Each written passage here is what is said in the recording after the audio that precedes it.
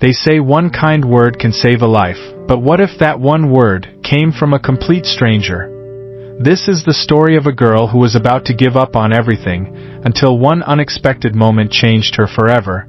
Her name was Riya. A 23-year-old girl with big dreams, dreams of becoming an artist. Ever since she was little, she loved to draw. While other kids ran outside to play, she would sit by the window, sketching faces, trees, and skies with her broken pencil. She didn't grow up rich. Her father drove an auto rickshaw, and her mother worked at a tailor's shop. But they always supported her passion, even if they didn't fully understand it. When Riya moved to the city for college, she thought her life was finally beginning. She imagined herself painting murals, selling art, maybe even holding an exhibition one day. But dreams don't always walk the same path as reality. City life wasn't easy. The rent was high, art supplies were expensive, and competition was everywhere. And no matter how much effort she put in, her paintings didn't get noticed. She applied for internships, art contests, online commissions, but nobody replied. Sometimes she'd scroll through social media and see other artists getting thousands of likes, big opportunities, exhibitions, and she'd whisper to herself, "Maybe I'm just not good enough." Her parents would call and ask, "How's everything going, beta?" And every time she'd lie, "All good, mama, just busy with work." But deep down, she was breaking. Months went by. Her savings started running out. She skipped meals to save money, and sometimes painted on the back of old sheets because she couldn't afford new canvases. Then one day, something inside her just broke. She had worked for weeks on a painting for an online contest. Her best work ever. It was a painting of a small girl looking at a bird flying free in the sky, a symbol of hope. But when the results came out, her name wasn't even on the list. Not even a mention. That night, Riya sat on the floor of her small rented room. The light bulb flickered. Her eyes were swollen from crying. She looked around, at her brushes, her colors, her sketches, and whispered, "Maybe it's time to stop. Maybe art was never meant for me." She packed her brushes into a small box. She decided that the next morning, she'd take a train back home. The next day, Riya left her room early with her backpack and that small box of brushes. The city was just waking up. The smell of tea, the honking of buses, people rushing to work. She sat on a bench at the railway station, her ticket in hand. Her train was still 30 minutes away. So she sat quietly, looking at the crowd, and tears began to roll down her face again. She thought, "No one even noticed my work. I wasted years chasing nothing."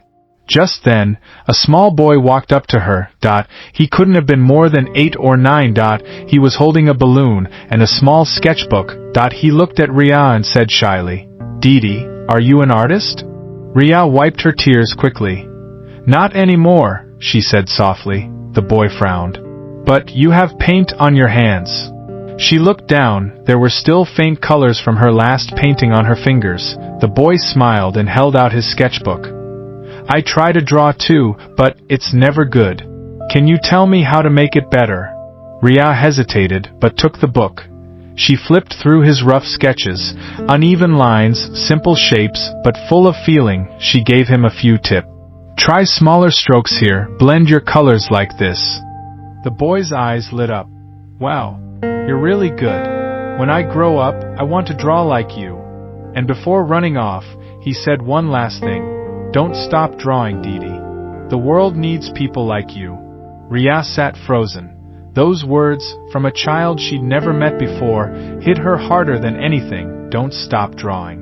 She realized something in that moment. She had been waiting for the world to validate her dream, but she forgot why she started drawing in the first place. Not for light, not for fame, but because it made her feel alive. She took out her old notebook and pencil from her bag. Right there, on that railway bench, she started sketching again. The boy, the balloon, and the morning sun rising behind him. That sketch became her first viral artwork later. She titled it, "The Boy Who Reminded Me Why."